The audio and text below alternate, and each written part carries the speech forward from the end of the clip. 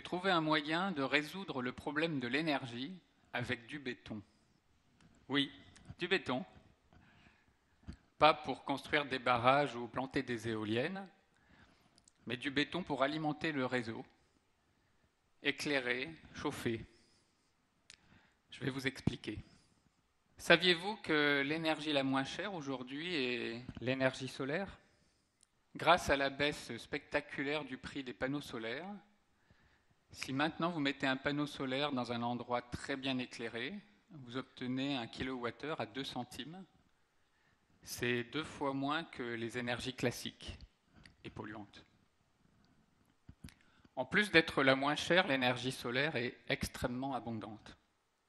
Le carré rouge dans le Sahara, qui fait à peu près un quart de la France, représente la surface de panneaux solaires permettant d'alimenter la planète entière en électricité. Alors, si l'énergie solaire est si peu chère et si abondante, pourquoi n'est-elle pas notre source d'énergie principale ? Parce qu'il y a un problème, l'intermittence. Le jour, il y a du soleil, mais la nuit, il n'y en a pas. Cette courbe en cloche vous montre que l'énergie solaire arrive de manière concentrée au milieu de la journée. Mais notre consommation, elle, est plutôt constante. On peut la représenter par cette ligne blanche. Si on veut alimenter notre réseau électrique avec énormément d'énergie solaire, il est absolument nécessaire de stocker le surplus d'énergie en milieu de journée, en jaune, pour pouvoir l'utiliser le soir et la nuit. Stocker n'est pas un problème technologique, c'est un problème économique. On sait stocker l'électricité avec des batteries, mais on ne sait pas stocker l'électricité de façon rentable avec des batteries. Les batteries, comme celles au lithium de votre téléphone, fonctionnent selon une réaction chimique. À chaque cycle de charge-décharge, elles s'usent, elles perdent de sa capacité. Il faut les changer au bout de quelques années.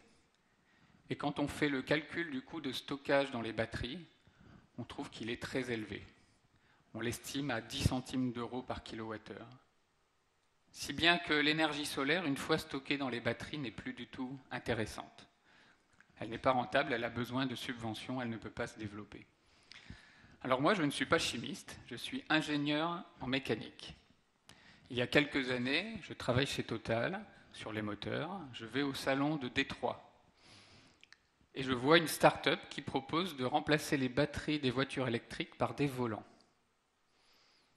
Pas des volants pour conduire, non. Des volants, c'est un cylindre ou un disque qui tourne à très grande vitesse pour stocker l'énergie sous une forme qu'on appelle énergie cinétique.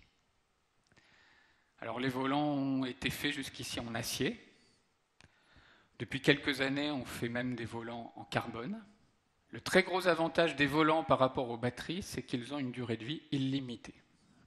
Malheureusement, pour les voitures électriques, les volants se sont avérés trop lourds.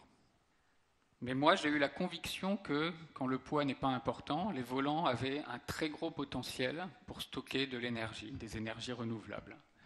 Et j'ai créé ma société. Alors avec mon équipe de 4 personnes, nous avons fait des volants en acier, puis en fonte. Nous étions à la recherche, dans la quête du Graal que tout le monde en ce moment cherche, c'est le stockage à faible coût. Mais ces matériaux classiques sont trop chers. Il fallait trouver quelque chose de complètement différent. L'an dernier, j'ai eu une intuition.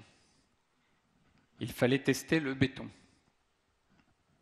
Et j'ai découvert que le béton est un matériau extraordinaire pour stocker l'énergie.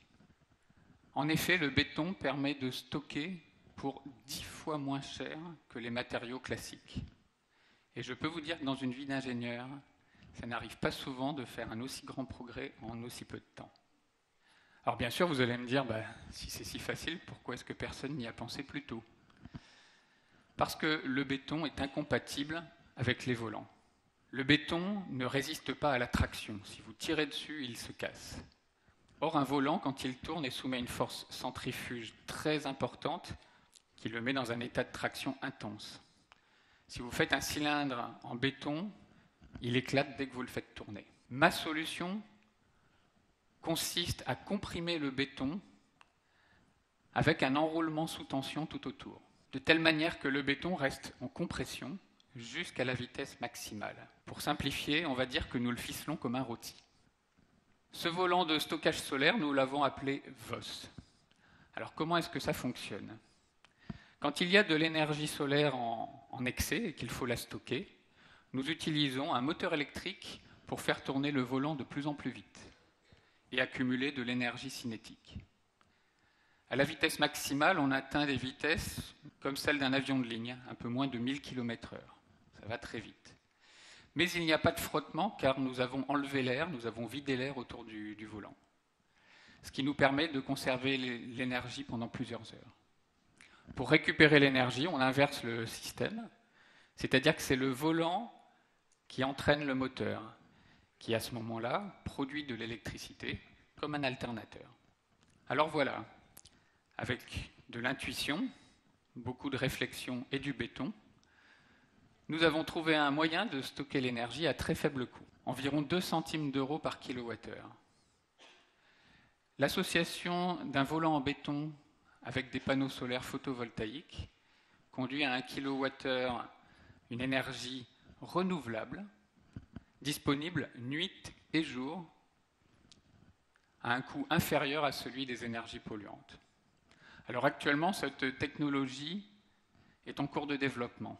Notre projet à court terme est d'équiper des petits territoires, des petits réseaux électriques comme la Corse, la Guadeloupe, la Réunion, des villages africains qui sont alimentés essentiellement par des groupes électrogènes, de manière à remplacer le carburant de ces groupes par de l'énergie solaire. Mais notre grand projet, à l'échéance de 4 ou 5 ans, c'est de créer de grandes centrales photovoltaïques dans des endroits très ensoleillés, comme les déserts, de manière à alimenter le réseau mondial avec une énergie propre et bon marché, et donc une énergie solaire rentable sans subvention. Inutile de vous dire qu'après toutes ces années de recherche, je suis impatient de voir notre technologie arriver sur le marché de l'énergie et le révolutionner, car avec un coût de stockage aussi faible, les énergies renouvelables vont enfin pouvoir remplacer les énergies polluantes. Merci.